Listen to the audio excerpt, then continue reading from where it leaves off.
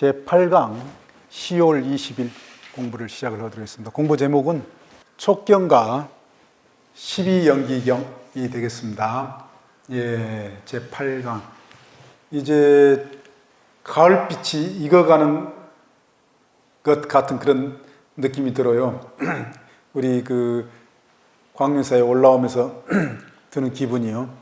그래 이제 조금 있으면은 우리 바로 도봉산 입구에 단풍잎이 이제 빨갛게 아마 물들 것 같습니다.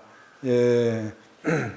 우리 그 다음 주 일요일 날 그 사찰 음식 행사 우리 광명사에서 하시는 거 다 알고 계시죠?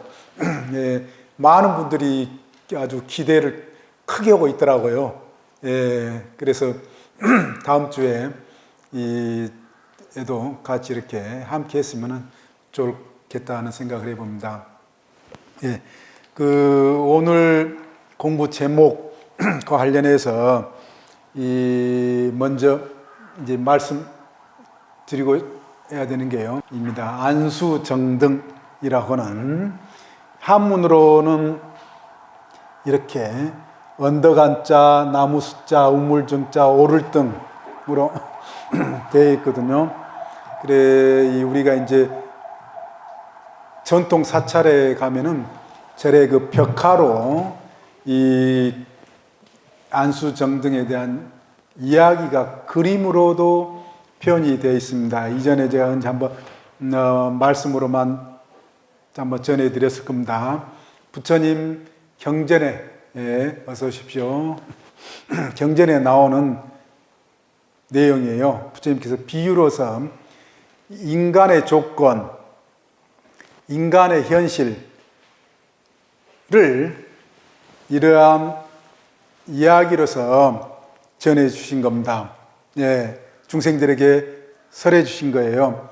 인간의 현실이 어떤 상황에 있는가, 중생이라고 하는 존재가 어떠한 이 삶을 살고 있는지 그 비유를 들어서 이 경전에서 말씀해 주고 계시는데, 그 제가 12가지로 이렇게 구분이 되는 것은 오늘 그 12연기경이나 촉경, 육육법과 12연기법이 이제 두 가지 중심으로 우리 공부가 되겠습니다.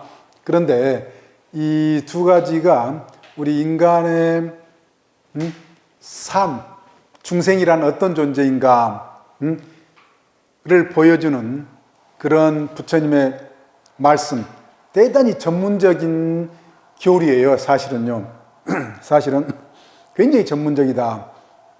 요즘에 인지심리학, 인지과학, 뇌과학과 관련해 가지고도 이 부처님 말씀에 접근해오는 이야기를 과학적으로 지금 이야기를 하고 있어요.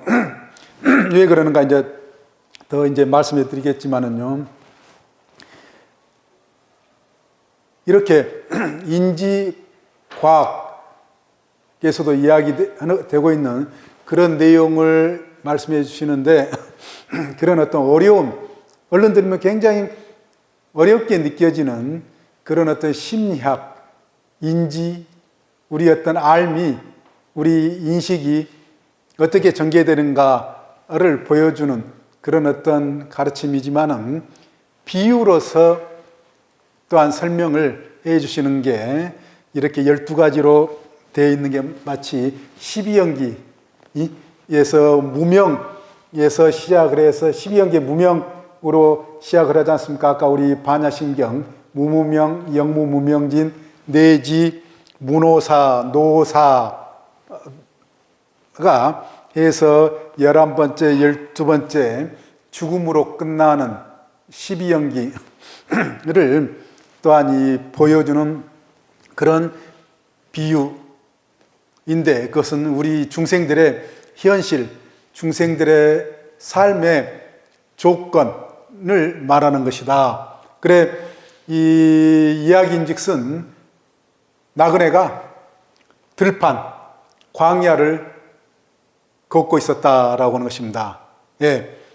나그네가요. 그런데 갑자기 그냥 코끼리가 트럼펫 소리처럼 울부짖으면서 나타난 겁니다. 그러면서 대뜸 자신에게 달려오는 거예요. 들이받으려고요. 예. 간밤에 제가 글 쓰면서도 현장 스님이 인도에 가서 인도를 이렇게 다니시면서 야생의 코끼리 떼가 수천 마리가 있더라는 그 이야기를 간밤에도 본 적이 있는데요. 지금에도 인도에는 야생 코끼리가 꽤 많습니다. 그래 야생 코끼리가 출몰을 해가지고 마을을 그냥 다 휩쓸어 버리고 그 농작물도 다 이렇게 훼손했다라고 하는 게 이제 뉴스에도 종종 인도에서 살다 보면 볼 수가 있습니다. 그렇듯이 코끼리가 자신을 들이받으려고요 달려오니까는 어때요? 살아남으려고 도망을 가야 되겠죠. 예. 그런데 코끼리가 시속 달리는 속도가요 사람보다 훨씬 더 빠르대요. 등치는 이렇게 커서 사람보다 덜 늦게 달릴 것 같지만은 일간지 어느 신문에 제가 분명히 봤습니다. 저도 그래서 놀랐습니다. 훨씬 빠르다고 합니다. 코끼리 달리기 속도가. 그래서 이 나그네는 그걸 알고 있었던지요. 어떻게 하면은 달리기 경주해 가지고는 안 되고 경주에서는 분명히 죽게 되니까 살아남으려고 계속 달리면서 피신할 때를 찾다 보니까는 이 우물을 발견했다는 거예요. 나무 위로 올라가면 안 돼요. 웬만한 나무라도요 코끼리는요 어때요? 거의 무너뜨려 버립니다. 코로요. 그 지금의 야생 아프리카라든지 이런데 내셔널 지오그래피라든지 이제 와일드라든지 이런 어떤 프로그램을 보면은요 코끼리가 거의 엄청나게 큰 나무도 다 무너뜨리더라고요. 왜 무너뜨려요? 거기 잎사귀를 따먹기 위해서. 예, 놀랬습니다. 저도 엄청난 괴력으로. 예, 그러니까 이 나그네도 그거 아니까 나무 위로는 안 올라가고 이 땅 밑에 우물이 있는 것을 발견하고 오래된 우물 그래 숨어들었다라고 하는 것입니다. 그러니까는 숨어들어서 이렇게 딱 보니까는요 그냥 옆에 나무가 있고 그 나무 뿌리 또는 덩쿨로 이렇게 우물에 연결이 된 데를 이제 타고 내려간 거죠. 그러면서 위를 보니까 검은 쥐, 흰 쥐가 번갈아 가면서 왔다 갔다 하면서 그 덩쿨 나무 뿌리를 갉아대더라라고 하는 것입니다. 자신이 잡고 있는요.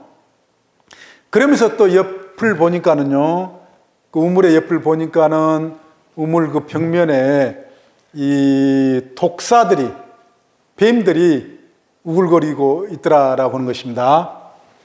그러면서 이제 또한 위를 쳐다보니까 그 나무 덩쿨에 이 벌집이 있으면서요.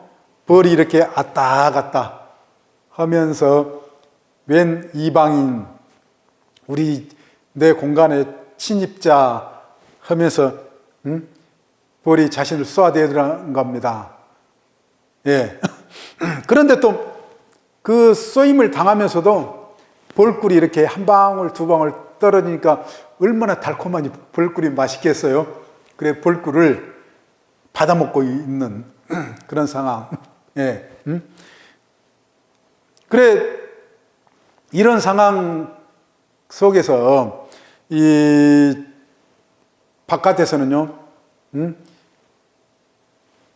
코끼리가 배를 그 우물을 배를 하면서 소리를 트럼펫을 내면서 나오면은 들이받겠다 그렇게 하는 그런 어떤 그래서 나갈 수도 없는 겁니다.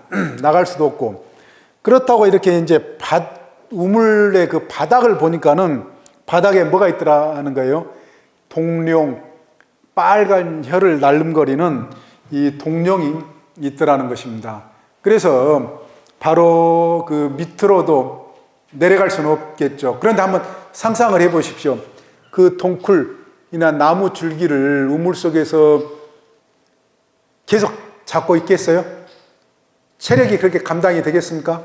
바로 그 우물의 벽에 의지하기도 힘들어요. 왜요? 이 독사들이 울거린다라고 아까 제가 말씀드렸잖아요. 예. 어떻게 해야 살아남을 수 있을 것 같아요? 나그네는요. 위로 나가면은 코끼리한테 받쳐 죽고, 그렇다고 이 우물 벽에 의지할 수도 없고, 그렇다고 우물 바닥에 내려갈 수도 없고 이런 상황 어떻게 하면은 살아날 수 있겠는가? 예, 굉장히 자신의 일이라고 한번 생각을 해보십시오. 그런데 이게 부처님께서 우리 중생들의 각각의 중생들의 삶의 환경, 삶의 조건, 이 현실이다.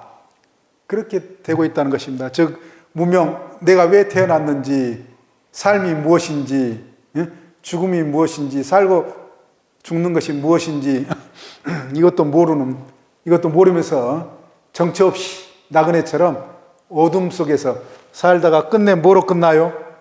죽음, 늙고 병들어서 죽음으로 끝나는 이런 어떤 우리 중생들의 현실을 보여주는 것이다.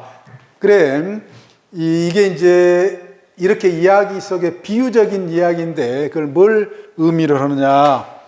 이렇게 광야, 넓은 들판, 망망한 넓은 들판, 정처 없이 나그네가 걷는 이 들판은 바로 무명장야. 무명이란 것은 어두운 것을 말하고요. 장야는 뭐예요? 긴 밤.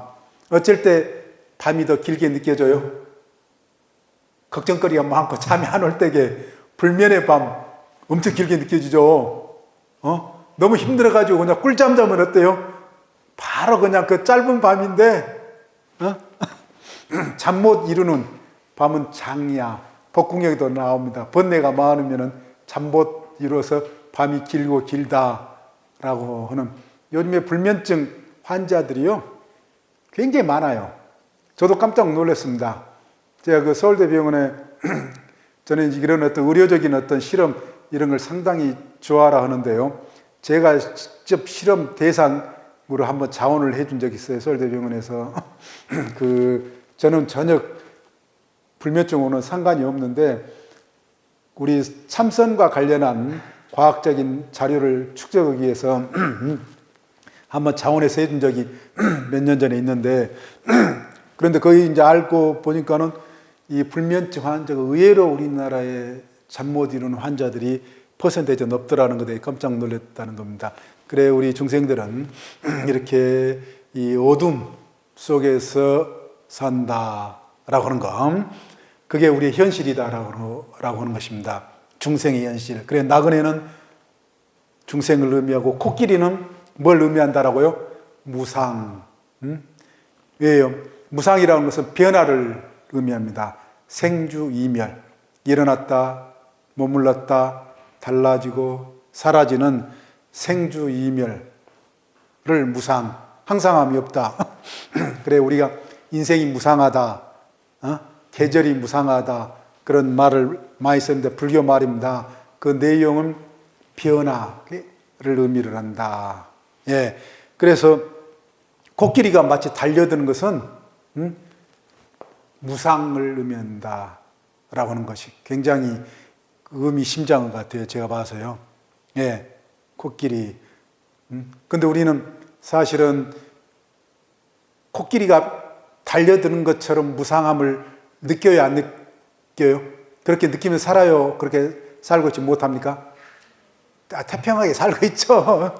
세워라 내워라 하면서 이 공부는 말 그대로 이제 불교에서 초음을 아끼지 말고 공부를 해라. 부처님 마지막 말씀도 그러지 않습니까? 그런데도 이 부처님 마지막 말씀 무상하니 게으르지 말고 열심히 정진하라 라고 하는 게 부처님 마지막 최후의 말씀이셔요. 거기서도 무상이 나옵니다. 자등명, 법등명이 아니에요. 보통 우리는 이제 자등명, 법등으로 그렇게 이야기를 하는데 그보다 더 마지막 말씀인데요. 코끼리가 그렇게 자기에게 쳐들어오는 이런 것으로 무상을 비유했다라고 하는 것은 대단히 그야말로 신중하게 우리 한번 생각해 볼 만한 것 같습니다. 그리고 이제 그 나그네가 우물 속으로 이제 숨어 들어간 것은 생사. 그래 중생들은 계속 생사에 떨어진다라고 하는 것입니다. 생사를 반복한다. 계속 더 살고 싶죠. 또 계속 삶을 유지를 해서 욕망을 누리기를 원하는 것. 그렇기 때문에 이 생사 우물 속에 들어가는 것은 그 생사로 비유가 되고요. 그리고 나무 뿌리, 덩쿨은 우리의 생명줄 잡고 있는 거죠. 그거 놔버리면 죽게 된다. 그 가운데 이제 검은쥐, 흰쥐가 자신이 잡고 있는 그 덩쿨을 이제 갈가대는데요. 그 검은쥐, 흰쥐는 바로 밤낮을 의미한다. 밤과 낮이 우리의 생명을 유지하는 한 계속 번갈아 가면서 있게 되면서 그 흰쥐, 검은쥐가 나무 덩쿨을 갈가대는 것은 우리가 찰나찰나 소멸해 가는 것. 쥐가 갈가대는 소리 들어보신 분 아마 계실 수 있어요. 그와 같이 우리 존재가 찰나찰나 소멸해 간다. 상상을 한번 해보십시오. 사각사각 그렇게 갈가대는 그와 같이 우리 존재가 갈가져 간다, 소멸해 간다. 그리고 그 우물의 벽에 사이사이에 있는 독사들은 바로 사대, 우리의 몸을 치수아풍. 사대라는 것은 우리 이 몸을 이루는 뼈와 피와 숨과 운동성 이런 걸 사대라고 합니다. 예. 사대. 독사로 비유가 된다. 우리의 몸이 왜 그러는가? 이제 이게 또 이제 불교 교리에서 아주 큰 주제이죠. 몸의 집착으로부터 이제 벗어나야 된다라고 하는 것이 이제 숨어 있는 건데 일단은 이렇게 독사로 우리 몸이 비유가 된다. 그리고 거기서 꿀방울이 떨어지는 것은 뭐예요? 우리 오욕락, 오욕 또는 오욕락이라고도 합니다. 우리 눈, 귀, 코, 혀무로 뭐예요? 즐거움, 쾌락을 추구하는 것을 바로 이 꿀로 비유가 되고 있습니다. 오욕락. 예. 그러면서 벌이 한 방, 두 방 이렇게 웬 침입자 하면서 자신을 그 나그네를 쏘았다고 그러죠. 그건 삿된 생각을 의미를 한다. 예. 그리고 나서 이제 나가지도 못하고 밑에 내려가지도 못하고 힘은 아주 굉장히 점점 체력이 딸리면은 어떻게 되겠어요? 어떻게 되겠습니까? 떨어져서 죽을 수밖에 없겠죠. 동령에 물려 죽는 것으로 끝나는데 그 와중에 또한 이 들판에 바람이 불어서 나무가 서로 부딪혀가지고 불이 나가지고 점점 불이 우물에 가깝게 오면서 그 덩쿨을 불태우면서 자동적으로 어때요? 떨어져서 이 동령에게 물려 죽는 것으로 끝난다. 이게 뭐라고요? 우리의 인생, 중생의 한평생이다라고 하는 것입니다. 실감이 나요, 안 나요? 남의 일이죠. 아직도 남의 일이죠. 무슨 찰나찰나 갈가져. 근데 제일로 끔찍한 게 뭐예요? 마치 쥐 굉장히 싫어하시죠? 그 생쥐가 그냥 자신의 집에 뭐 가구라든지 갈가대면 그 소리까지 싫잖아요. 그와 같이 갈가대는 소리, 마치 우리 삶이 그런 어떤 지경에 있다라고 하는 것입니다.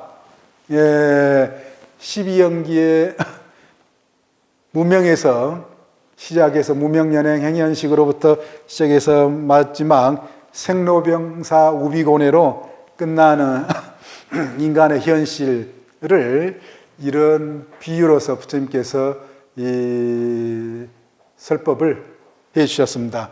일단 이런 비유를 이제 염두에 두고 이 공부를 이제 하셔야 됩니다. 여기에서 이제 그 불교 주제가 있어요. 결국 이렇게 인간의 현실인데 어떻게 하면은 살아날 수 있는가? 다 살고 싶잖아요. 예. 그냥 체념적으로 아이고 나 어쩔 수 없으니까 죽고 말자라고 하기보다는 끝끝내 어떻게 살아보려고 이제 노력하는 것이 우리의 또한 이 생명의 이치입니다. 방향이에요. 경향성입니다. 그래 어떻게 하면 살 수 있을까라고 하는 게 또한 불교의 더 큰 주제입니다. 어떻게 하면 살아날 수 있을까? 제가 언제 말씀드렸죠. 저는 이제 이런 걸 자녀들에게 이야기로서 기억에 남을 수 있고 생각해 볼 수 있는 내용이기 때문에 해주면은요, 저희 딸이 초등학교 다닐 때 이야기를 해줬어요. 그래, 어떻게 살아남을 수 있겠니? 그러니까 딸이 뭐라고 한지 아세요? 바로 119에 전화하겠다. 라고 했던 기억이 납니다. 우리나라 불교에서도 화두 중에 하나예요. 화두. 그래, 예전에 스님들께서 이걸 이제 화두로 줘서 살아남는 방법. 네. 그래서 그걸 이제 답해봐라. 라고 해서 이 법거량이 되는 그런 이야기들이 상당히 많습니다. 최근에 이 불교에서도 이런 이야기들이 많이 있는데 그 교훈은 뭐예요? 우리도 그러니까 오늘 이제 이 공부를 통해서요, 어떻게 해서 이런 어떤 상황에 우리의 상황이 이런 어떤 거라고 그러는데 어떻게 살아남을 수 있을까? 살아남는다는 것이 무엇인가? 불교적인 의미에서 그걸 이제 고민을 해봐야 된다라고 하는 것입니다. 그 점이에요. 그리고 이걸 이제 불교에서요, 분명하게 중생들에게 되새겨 볼 수 있도록 절에다가 벽화로서 그림을 그려 나왔는데, 전통 사찰에 이런 어떤 그림들이 많이 있는데 이걸 안수 정등도라고 그렇게 되어 있습니다. 안수 정등도 써놓으셨다가 인터넷 검색을 한번 해보시면은 절마다 우리나라 전통 사찰 큰 절에 안수 정등도 그 벽화가 아주 실감 있게 그려져 있는 경우가 많습니다. 코끼리까지 아주 섬세하게 잘 묘사된 그런 경우도 있다라고 하는 것입니다. 이제 105페이지를 펼쳐봐 주시겠습니다. 이제 교리 공부로 들어가게 되겠는데요. 예, 우리가 전 시간에 공부를 어디까지 했냐면요, 그 바로 앞 경전까지 했습니다. 음경과 뭐예요? 일체경과 그 다음에 이 18개 경에서 5원 12처 18개를 공부를 했다. 5원 12처 18개는 어디서 나온다고 그랬습니까? 우리 아까 반야신경 독성을 했는데요. 그 반야신경의 시작이 바로 조견 5원 개공할 때 5원, 그 다음에 무안입이 설신이 무색성향 미척법에서 12처, 그리고 무한계내지 무의식계에서 18개를 반야신경에 나오는 걸 우리는 아함경, 초기경전, 가장 부처님의 이른 시기에 말씀으로서 경전서서 아주 짧은 경전 속에서 살펴본 겁니다. 이 짧은 경전을 제시하면서 이 5원 12처 18개의 의미가 무엇인지 전번 시간에 아주 잘 공부를 한 것 같아요. 우리 환희화 보살님. 예, 그렇죠. 예, 아주 기억나시죠? 기억 안 나요? 제일 모범생으로 공부 아주 열심히 하시는 보살님. 예, 그래도 이제 우리가 이제 5원 12조 18개에서 이제 집착의 문제, 오원과 오치원, 집착의 어떤 문제, 우리 존재를 아주 끊임없이 집요하게 집착함으로써 오는 번뇌, 괴로움, 그걸 떨쳐버리는 그 비유의, 그건 우리 보살님들은 잘 기억 안 나실지라도 우리 거사님들이 계셨다면 빨리 기억할 수가 있어요. 왜? 여성의 비유, 아름다운 여성, 하얗고 긴 손에 섬소 목소의 손, 그리고 앵두 같은 입술, 호수 같은 눈, 옷도강 코, 백옥 같은 피부, 그 이야기 우리 보살님들은 기억 안 나실 수 있는데 거사님들은 그 참 아리따운 미인을 기억을 분명히 할 수가 있어요. 그래서 그렇게 예쁜 앵두 같은 입술, 어떻게 해서 주면은 집착이 확 떨어진다라고요? 어떻게 해서? 그 부분은 그 부분도 기억 안 나실 정도로, 그러니까는 거사님들만 이건 기억할 수 있는 문제 같아요. 예. 좀 잔인한 이야기만은 예리한 면도칼로 도려서 입술을, 아이고, 내가 그렇게 뽀뽀하려고 집착하니까 내가 아예 너를 도려서 주겠다 하면은 받을 남자 있다 없다? 질색팔색으로 도망간다. 실제로 아함경이 초기 경전에요, 어떤 마을에 어떤 여인이, 너무나도 미모의 여인이, 또 특히 눈이 아름다웠던 것 같아요. 그러니까는 그 여인이 이제 출가를 해버렸는데 그 옆집에 사모했던 남자가 끝내 출가한 비구니 스님을 찾아서 매달린 거예요. 아주 집요하게. 그러니까 비구니 스님이 너 어떤 게 나를 그렇게 좋아해서 이렇게 나를 괴롭히냐, 그러니까는 뭐냐, 그러면서 하나하나 이야기를 이렇게 해보니까는 눈이라고 그런 거예요. 그러니까 어떻게 했다라고요? 눈을 그냥 뽑아서 주니까 그 뒤로부터 안 왔다라고 하는 이야기, 찾았다. 그 이야기 있을 정도로, 즉 우리가 우리 존재를 해체를 하게 되면은요, 제법 분별이라고 그랬습니다. 집착이 떨어진다 라고 하는 공부를 이제 전번에 했습니다. 그래서 5원 12조 18개가 왜 부처님께서 5, 12개, 18개, 나중에는 75법, 100법으로도 계속 나왔는데요.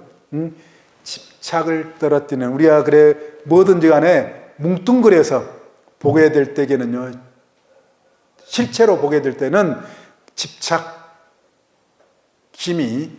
같이 간다. 그런데 그 뭉뚱그려서 보는 것을 어떻게 본다? 해체를 해서 보게 되면은요, 현저하게 집착심이 떨어진다. 그것도 이제 공부를 하는, 마음을 맑게 하는 그런 어떤 상태에서 하게 되면은 더 효과가 더 깊은 경지로 들어갈 수 있다. 그래서 반야신경 시작해서 조견, 오원, 개공, 아무리 우리가 공공공 이야기를 많이 해도 어때요? 집착 수준은 여전히 우리 불교인들 많아요. 집착 수준은 다 달라요. 공부를 많이 어떻게 하느냐에 따라서 다 달라질 수가 있는데, 맨 우리가 반야신경 외우고 공을 이야기를 해도 이 집착심은 변함이 없는 경우가 있다.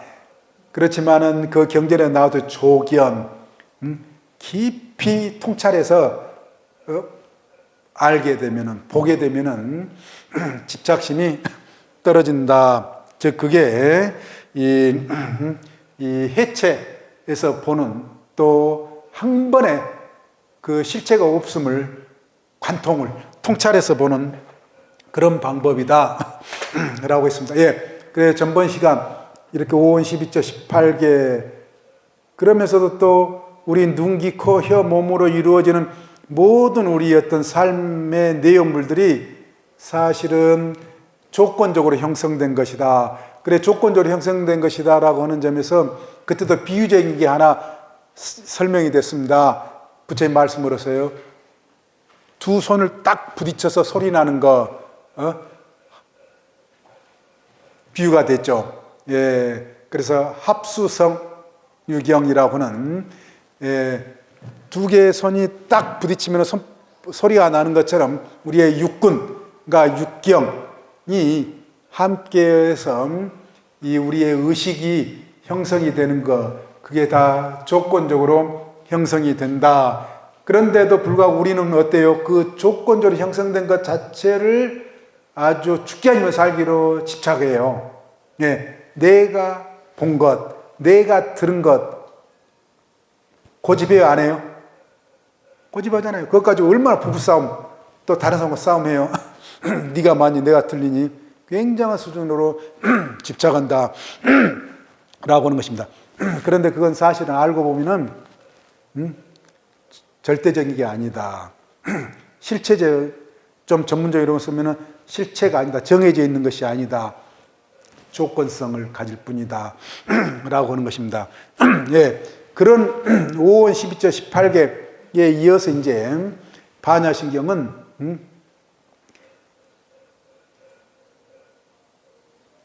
무무명, 영무무명진, 내지문호사, 아까 말씀드린 대로 뭐가 바로 이어진다라고요? 12연기가 이어진다라고 하는 것입니다.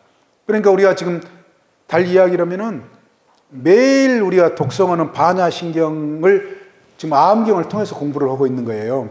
아음경을 순서대로 5원 12조 18 공부를 했으니까 전번 시간에 적어요. 이제는 뭐라고요? 12연기를 공부를 하는데 이 아음경의 12연기를 공부하는데 그 기초로서 뭐가 어떤 법이 나오느냐 하면은요, 12연기를 설하시게 되는 데까지는 여러 연기법들이 있습니다. 그 가운데 육육법, 육육법이라고는 이름의 경전, 육육법, 예, 이 원래 많은 차차카, 담마,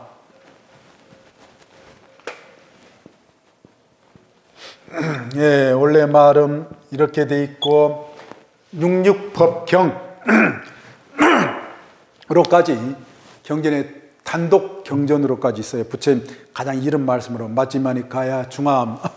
그렇지만 경전이 길어서 우리 그 자료집에는 제가 실지는 않고 더 아주 압축적인 짧은 경전을 이렇게 실었는데 그 경전이 바로 우리 지금 105페이지의 촉경에 해당인다. 촉경도 육육법경의 같은 맥락 속에 있다라고 하는 것입니다. 자바함, 아주 짧은 경이에요. 그 촉경 보면은 짧죠.